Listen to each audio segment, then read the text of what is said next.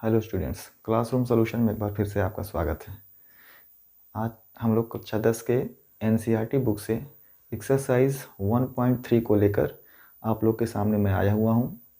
Exercise 1.3 में मुझे कुछ क्वेश्चन जो बहुत ही ज़्यादा इम्पोर्टेंट लगे एग्ज़ाम की दृष्टि से, हम लोग आज उसके बारे में डिस्कस करेंगे। पहला क्वेश्चन हम लोगों ने ले लिया है, सिद्ध करिए कि दी गई संख्याएँ आपकी अपरिमेय हैं। इरेशनल नंबर इनको प्रूफ करना है।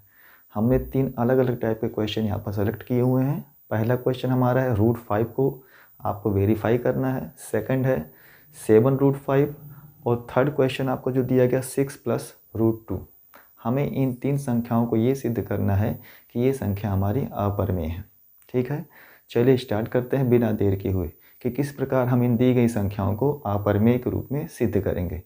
तो स्टूडेंट, सबसे पहले हमको ध्यान देना होगा कि हम अगर इन्हें अपरिमेय सिद्ध करना चाहते हैं तो सबसे पहले हमको इन्हें मानना पड़ेगा परिमेय संख्या के लिए। हम इन्हें परिमेय संख्या मानेंगे और परिमेय संख्या के रूप में इन्हें सिद्ध करते हुए हमको लास्ट में ये शो करना होगा कि ये परिमेय नहीं बल्कि अपरिमेय है। चलिए, सबसे पहला क्वेश्चन हम लोग यहाँ पर लेते हैं √5 को। यहाँ पर √5 को हमको प्रूफ करना है कि ये हमारी एक अपरिमेय संख्या है। चलिए स्टार्ट करते हैं। सबसे पहले हम लोग क्या करेंगे कि अगर √5 एक अपरिमेय है तो जैसा कि मैंने बताया है कि सबसे पहले आप उसे एक परिमेय संख्या मानेंगे। तो यहाँ पर हम क्वेश्चन को सॉल्व करते वक्त लिखेंगे कि माना √5 बराबर ये एक परिमेय संख्या है। माना √5 जो बराबर है वो किसके है? एक परिमेय संख्या है। इसलिए हम लोगों ने मान लिया कि √5 का वैल्यू हम a/b रखेंगे। a/b जिसमें हम लोग को मानना पड़ेगा कि b is not equal to 0। तो सबसे पहले हम लोग क्या करेंगे, इस क्वेश्चन को सॉल्व करेंगे। बड़े ही ध्यान से देखिएगा, हम सबसे पहले ही √5 को एक परिमेय संख्या मान लेंगे और परिमेय संख्या को आप जानते हैं कि ऐसी समस्त संख्याएं जिसे हम p/q के फॉर्म में रखें जहां पर q is not equal to 0 होगा। तो हमने यहाँ पर a/b माना है। आप p/q भी ले सकते हैं, लेकिन ध्यान रखना होगा b is not equal to 0, मतलब आपका जो हर है वो शून्य नहीं होना चाहिए। अब यहाँ पर सबसे मेन पॉइंट ये है कि ये जो a और b है वो क्या है, तो आपको यहाँ लिखना पड़ेगा वो चीज़ कि यहाँ a b ये हमारे पूर्णांक हैं, जहाँ a b का एक के अतिरिक्त कोई उभयनिष्ठ गुणनखंड नहीं है। आपको ये चीज़ बड़े ही ध्यान से समझनी होगी। जो हमने √5 को कहा है कि √5 a/b के बराबर है, जहाँ b का वैल्यू 0 के बराबर नहीं होगा, तो वहाँ a b क्या है स्टूडेंट्स? वहाँ पर a और b एक पूर्णांक होंगे जिसमें a और b का एक के अतिरिक्त कोई भी कॉमन फैक्टर नहीं होगा। मतलब ये हुआ कि a और b को एक के अतिरिक्त कोई अन्य संख्या विभाजित नहीं कर रही है। ये चीज़ आपको ध्यान में रखना है और इसी के बदौलत हम आगे इस प्रश्न को सॉल्व करना शुरू कर देंगे। ठीक है, अब सबसे पहले हम लोग क्या करेंगे, जहां आप लोग √5 को a/b के रूप में इक्वल के रूप में दिखाए हैं वहीं पर हम इस क्वेश्चन को क्रॉस मल्टीप्लिकेशन से थोड़ा आगे बढ़ाएंगे। तो यहाँ से आप देखेंगे कि आप √5b is equal to a लिख सकते हैं। यहाँ पर √5 का मल्टीप्लाई किया गया b में और इज़ इक्वल टू हो गया आपका a। अब आपको ध्यान देना है, यहाँ पर इसको हम लोगों ने मान लिया हमारा है इक्वेशन नंबर फर्स्ट। अब हम क्या करेंगे, स्क्वायर ऑन बोथ साइड, मतलब दोनों पक्षों का वर्ग करने पर। तो यहाँ पर हम इस क्वेश्चन को सॉल्व करेंगे वर्ग के रूप में। तो ये क्वेश्चन हो जाएगा 5b² is equal to a²। और ये आपको कहाँ मिला? दोनों पक्षों का वर्ग करने पर। हमको यहाँ पर एक स्टेप ध्यान में रखना है कि हमको दोनों पक्षों का वर्ग करना ही करना है। अब यहाँ से क्या मिल गया कि ए स्क्वायर के दो फैक्टर हैं, एक है बी स्क्वायर और एक है 5। ठीक है, तो यहाँ आपको देखने को मिल रहा है कि ए स्क्वायर ये 5 से विभाज्य है। ये जो ए स्क्वायर है वो आपका 5 से विभाज्य है, क्योंकि ए स्क्वायर के दो फैक्टर हैं, एक है 5 और एक है बी स्क्वायर। क्योंकि आप जानते हैं अगर किसी नंबर का कोई अदर नंबर फैक्टर होता है तो उस नंबर को वो डिवाइड करता है। यहाँ पर हमको मिल गया कि ये जो ए स्क्वायर है वो 5 से विभाजित है। तो अगर किसी संख्या का वर्ग उस संख्या से विभाजित है तो जाहिर सी बात उस संख्या का पावर 1 भी उस संख्या से विभाजित ही होगा। तो यहाँ मतलब लिख सकते हैं, इसका मतलब ए भी 5 से विभाज्य होगा। ध्यान से एक बार देखेंगे, सबसे पहले स्टेप में हम लोग क्या करेंगे, हम लोगों ने लिया √5, हमारा एक परिमेय संख्या है तो √5 को हम a/b के रूप में शो कर सकते हैं, जहां b का वैल्यू 0 नहीं होना चाहिए। अब यहाँ पर जो a और b है वो कोई पूर्णांक है जिसमें उनका कॉमन फैक्टर 1 के अलावा कोई और नंबर नहीं होगा। फिर हम लोगों ने क्या किया, यहाँ पर क्रॉस मल्टीप्लाई करके a का वैल्यू निकाल लिया, a = √5b। फिर हम लोग अगले स्टेप में जाएंगे कि हम दोनों पक्षों का स्क्वायर करेंगे, वर्ग करेंगे। तो स्क्वायर करने पर हमको मिलेगा 5b² = a²। तो ये जो इक्वेशन है इसको हम इक्वेशन नंबर 2 लेंगे। ठीक है, अब यहाँ पर हम गौर करेंगे कि यहाँ पर एक संख्या है a² जो 5 से विभाज्य होगा। तो अगर a² 5 से विभाज्य होगा तो a भी 5 से विभाज्य जरूर होगा। इस तरीके से हमको एक रिलेशन मिला हुआ है। अब हम क्या करते हैं कि अगर a 5 से विभाज्य होगा तो हम यहाँ मान लेते हैं कि a = 5k। हम लोगों ने a को क्या मान लिया, 5k। मतलब ये हो गया कि अगर a का वैल्यू 5k है तो यहाँ पर k क्या है, यहाँ पर k भी एक आपका पूर्णांक होगा। यहाँ k आपका क्या होगा, एक पूर्णांक होगा। मतलब कोई नंबर होगा जो हो सकता है उतने टाइम रिपीट करने पर आपको a देगा। जैसे यहाँ पर कोई संख्या a होगा, सपोज दैट मान लेते हैं वो 5 का मल्टीप्लाई एक बार ही हो, या 5 का मल्टीप्लाई 2 बार हो, या 5 का मल्टीप्लाई 3 बार हो सकता है कि कितनी बार मल्टीप्लाई करने पर वो a विभाजित हो जाएगा। तो हम लोगों ने यहाँ मान लिया कि a का जो वैल्यू है वो सपोज दैट करते हुए हमने क्या मान लिया कि a का वैल्यू 5k होगा। अब हम इसी a के वैल्यू को इक्वेशन नंबर 2 में प्लेस कर देंगे। ठीक है, तो ध्यान दीजिएगा, हमको ये थोड़ा सा क्लीन करना पड़ेगा बोर्ड, लेकिन हम आपके यहाँ पर इक्वेशन दोनों लिख देते हैं कि पहला इक्वेशन हम लोग को मिला था √5b = a, दूसरा इक्वेशन मिला था 5b² = a²। यहाँ पर हमने a का वैल्यू मान लिया 5k। अब हम यहाँ से a का वैल्यू इक्वेशन नंबर 2 में प्लेस करेंगे। तो ध्यान से आपको देखना है कि अगर a का वैल्यू हम 5 के इक्वेशन नंबर 2 में प्लेस करेंगे तो वहाँ पर फिर आगे हमको क्या मिलता है, ध्यान से देखिएगा। ये हमारा है 5b² = a²। अब पुट a = 5k, मतलब 5b² = 5k², क्योंकि आप जानते हैं बिकॉज a = 5k। या हमने a का वैल्यू 5k रखा हुआ है। थोड़ा सा सॉल्व करते हैं, यहाँ पर होगा आपका 5b² = 25k²। ठीक है, k तो आपको मालूम है कि कोई एक पूर्णांक यहाँ पर होगा। अब आप गौर करेंगे कि यहाँ पर जो b है, ठीक है, यहाँ पर थोड़ा सा सॉल्व करेंगे। 5 जो है वो पक्षांतर होगा, दूसरी साइड में जाएगा, तो आप लिख सकते हैं b² = 5k², क्योंकि 5 ने यहाँ पर 25 को विभाजित कर दिया है। अब आप देखेंगे कि एक बार हमने प्रूफ किया था कि a 5 से विभाज्य होगा, और यहाँ पर अब प्रूफ हो रहा है कि यहाँ b जो संख्या है वो भी 5 से विभाज्य हो रही है। तो इसलिए हम यहाँ पर लिखेंगे कि यहाँ b² 5 से विभाज्य है, क्योंकि आप देख रहे हैं कि b² का फैक्टर 5 है और के स्क्वायर है, इसका मतलब b जो है वो 5 से विभाज्य है। अगर b का स्क्वायर 5 से विभाज्य होगा तो जाहिर सी बात है b भी 5 से विभाज्य होगा। मतलब इसलिए आप कह सकते हैं कि b भी 5 से विभाज्य होगा। ठीक है, तो हम लोगों ने क्या पा लिया, हम लोगों ने एक थर्ड इक्वेशन पा लिया, इक्वेशन नंबर थर्ड, जिसमें ये बात आपसे कही गई है कि b square is equal to 5k square. ठीक है, तो आप देख रहे हैं आपके पास तीसरा एग्जाम्पल आगे आ चुका है कि 5k square is equal to b square.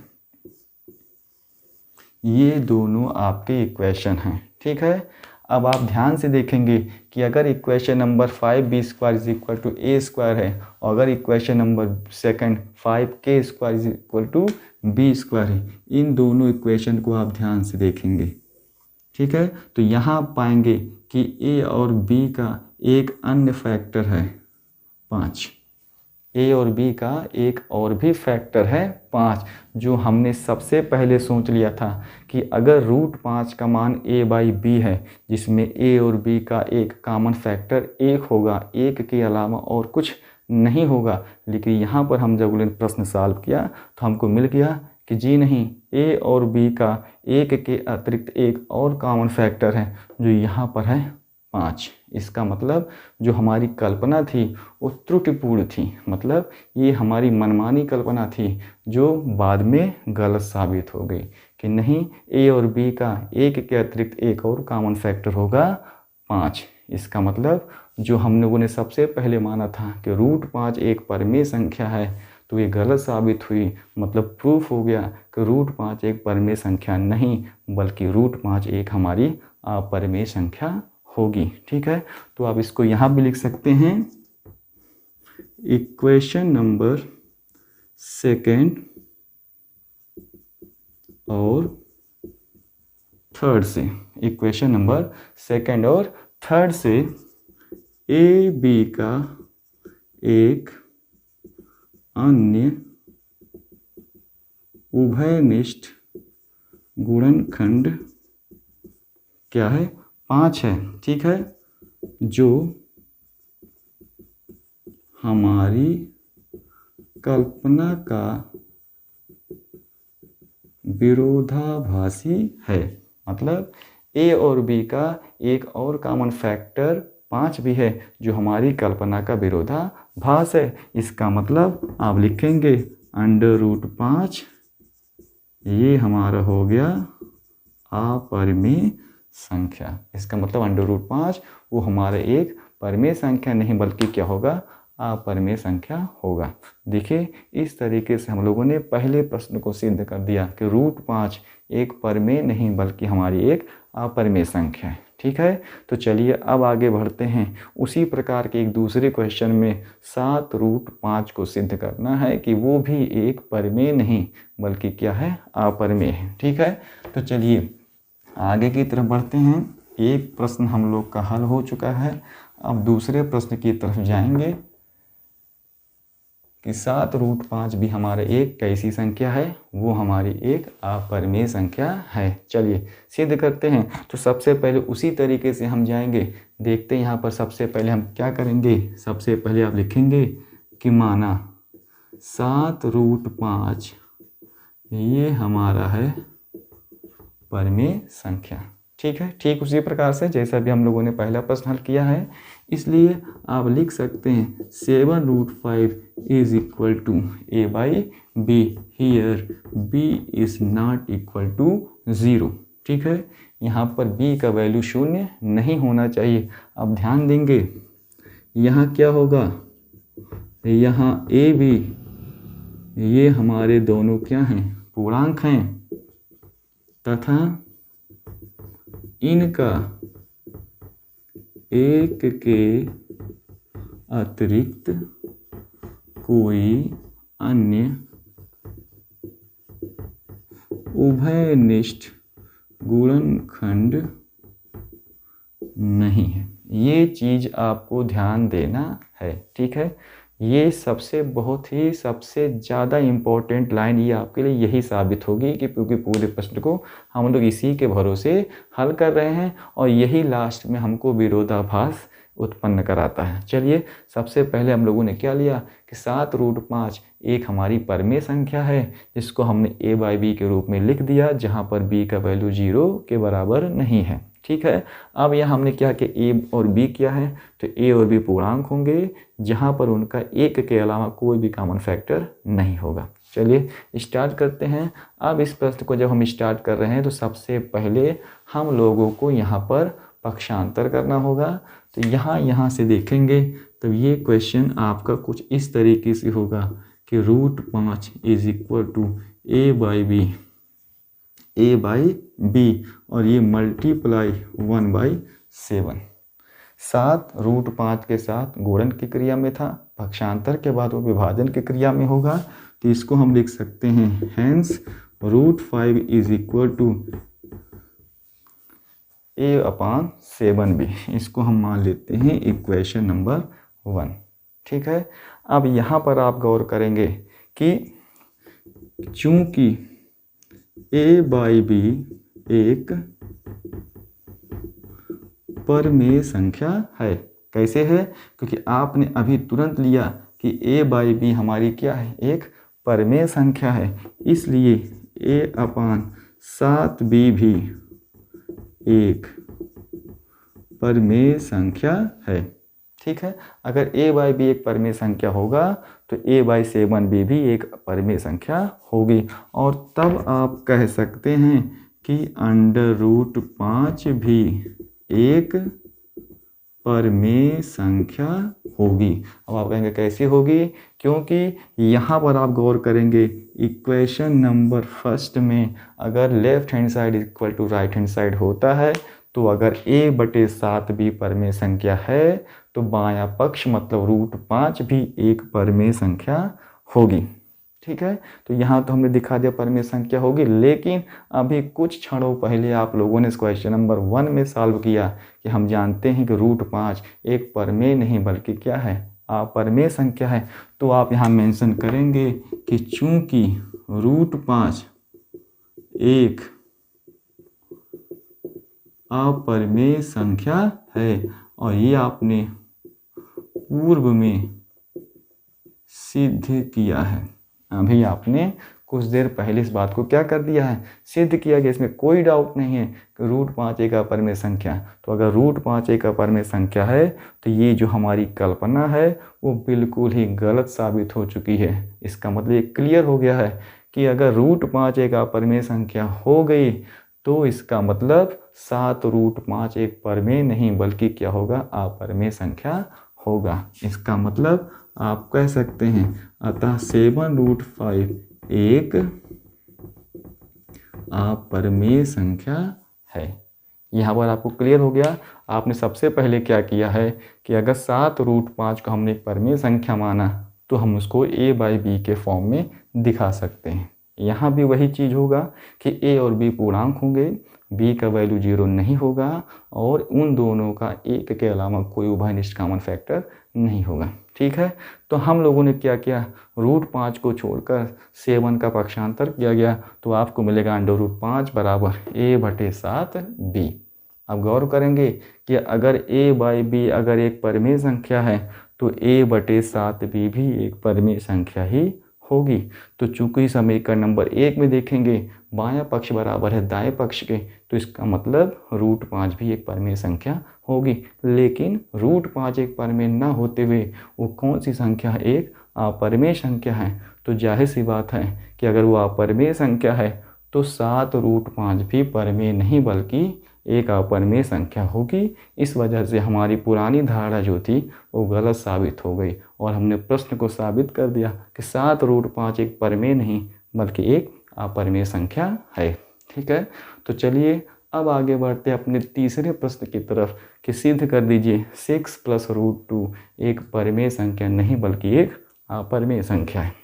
ठीक है, अब तो लगभग आप लोग उसको समझ ही चुके होंगे। 3 क्वेश्चन, थोड़ा सा मेथड अलग है। ठीक है, और ये तीसरा प्रश्न जो आपका है 6 + √2 इसको हमको सिद्ध करना है। तो चलिए सबसे पहले उसी को मान लेते हैं। यहाँ मानेंगे, माना 6 + √2 बराबर, यहाँ पर हम उसको लेंगे परमेय संख्या। 6 + √2 क्या होगी? एक परमेय संख्या होगी। इसलिए आप मान लीजिएगा 6 + √2 = a/b। Here b is not equal to 0। ठीक है, उसी तरीके से हम करना स्टार्ट करेंगे। अब आगे बढ़ते हैं कि यहाँ पर हमको क्या करना है, पक्षांतर करना है पहले। लेकिन ध्यान से देखेंगे, यहाँ a b ये क्या है? पूर्णांक हैं। इनका एक के अतिरिक्त कोई अन्य गुणनखंड नहीं है। यहाँ ए बी पूर्णांक हैं और इनका एक के अतिरिक्त कोई उभयनिष्ठ गुणनखंड नहीं है। ठीक है, अब हम क्या करेंगे, पक्षांतर करेंगे। पक्षांतर करने पर आप यहाँ से देखेंगे, आप लिख सकते हैं √2 = a/b - 6। a/b - 6। पहली बार जो पहले क्वेश्चन में सॉल्व किया था उसमें केवल करड़ी में 5 था। अगली बार एक अपरमेय की संख्या के साथ एक अदर संख्या मल्टीप्लिकेटिव फॉर्म में थी, गुणन रूप में दी गई थी। और यहाँ पर एक और संख्या है जो योग के साथ दिया गया था। इसलिए हमने 3 अलग अलग भांत के प्रश्नों को यहाँ पर शामिल किया था। ठीक है, सिंगल संख्या को तो हमने तो प्रूफ किया √5 के रूप में। गुणन के साथ अगर कोई संख्या आती है, जैसे 7√5 को हमने सिद्ध कर दिया। अब कोई संख्या अगर ये प्लस या माइनस के साथ आती है तो आप देख लीजिए उसको कैसे सॉल्व करना है। तो यहाँ हमने √2 को छोड़कर बची संख्या को दाहिनी तरफ में पक्षांतर कर दिया, तो नया फॉर्म मिल गया है a/b - 6। आप इसको चाहें तो लिख सकते हैं a - 6b/b, मतलब √2 = a - 6b/b। This is equation number first. ठीक है, अब यहाँ गौर करेंगे, लिखेंगे पहला पॉइंट कि चूंकि a/b एक परमेय संख्या है। जैसा कि आप जानते हैं a/b वो एक परमेय संख्या होगी, क्योंकि वहाँ पर b का वैल्यू 0 नहीं है। तो अगर a/b एक परमेय संख्या होगी तब a - 6b/b भी एक परमेय संख्या है। तो उसके साथ जो जुड़े हुए पद हैं वो भी एक परमेय संख्या का रूप धारण कर लेंगे और वो भी एक परमेय संख्या कहलाएंगे। ठीक है, तो अगर समीकरण का दायां पक्ष पूरा परमेय संख्या है और संबंध समता के रूप में है, बराबर है, तो इसका मतलब आप लिख सकते हैं √2 भी एक परमेय संख्या है। ठीक है, इसका मतलब लेफ्ट हैंड साइड और राइट हैंड साइड दोनों पक्ष जो हैं उस समता की वजह से परमेय संख्या में आएंगे। परंतु आप जानते हैं कि √5 की तरह √2 भी एक परमेय नहीं बल्कि कौन सी संख्या है, परमेय संख्या है। तो आप लिखेंगे कि चूंकि हम जानते हैं √2 बराबर ये हमारी होगी अपरमेय संख्या। तो अगर √2 हमारी अपरमेय संख्या होगी, इसलिए हम कह सकते हैं 6 + √2 भी आपकी अपरमेय संख्या होगी। ठीक है, और ये जो कल्पना हमारी थी कि √2 जो 6 के साथ प्लस चिन्ह के साथ आ रहा वो परमेय होगा, ये बिल्कुल ही विरोधाभासी था, क्योंकि √2 एक परमेय नहीं बल्कि अपरमेय संख्या है। और ये नियम होता है कि परमेय संख्या के साथ अगर किसी संख्या का योग, अंतर, गुणन या विभाजन की क्रिया होती है तो जो हमें रिजल्ट मिलता परिणाम वो परमेय नहीं बल्कि अपरमेय ही संख्या होती है। इस प्रकार हमने सिद्ध कर दिया कि जो 3 प्रश्न थे √5, 7√5 और 6 + √2, इनको सिद्ध करना था कि ये आपकी अपरमेय संख्याएं हैं। तो इस प्रकार हमने बड़े ही सरलता से इस क्वेश्चन को सरल कर दिया। उम्मीद करता हूँ कि ये तरीका आपको पसंद आएगा। आप अब इस क्वेश्चन को बिना किसी दुविधा के लगा सकते हैं। चलिए अब हम इसी टॉपिक को आज यहाँ पर समाप्त करते हैं। चैनल पर बने रहने के लिए आपका बहुत बहुत धन्यवाद। मेरे चैनल को सब्सक्राइब करिए, शेयर करिए। आने वाले वीडियो में मैं आपके सामने द्विघात समीकरण लेकर जल्दी ही प्रस्तुत होऊंगा। तब तक के लिए आपका शुक्रिया, धन्यवाद।